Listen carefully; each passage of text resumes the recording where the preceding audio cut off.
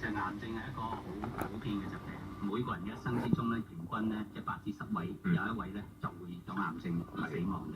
咁所以大家唔應該採取逃避嘅責任。其實亦都好多癌症咧係可以預防或者及早治療。咁所以認識多啲癌症咧係對自己每個人都有好處嘅。癌症並唔係絕路，認識、理解、揾幫手，絕不放棄。喺黑暗中尋找光明前路。逢星期一晚10點半到11點，醫生、護士、藥劑師、心理學家、營養師同專業團隊一齊尋找出路，絕不放棄。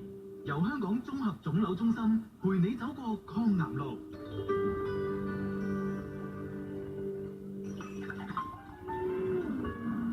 杏林茶 Dr. Tim 阮子健、洪舒怡。好翻啦，我就時間啦。咁啊，繼續講下啦，即係呢個遊戲上邊啦。咁有啲大學裏面，英國嘅即係李斯特大學裏邊咧，都有個糖尿病研究中心裏邊，關於啲遊戲進行咗啲研究嘅。咁提出咗，始終都係有即係嗱，當然有啲壞處就可能喺啲後生仔關節上邊。咁但係對於可能有啲糖尿病嘅病人，咁啲英國因為好多人咧，即係佢都係有糖尿病嘅煩惱啦。另外就同埋嗰個年紀嘅問題，可能有啲減少，又唔肯喐啊，其實都成為咗一個國家問題。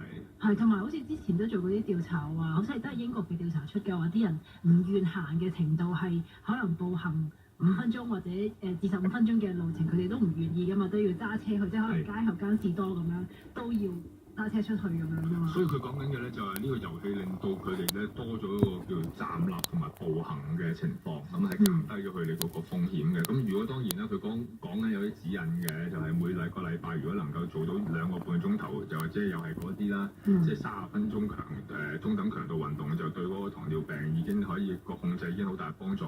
咁呢個我諗對於好多即係玩呢個遊戲嘅訓練員嚟講，行嘅時間一定多。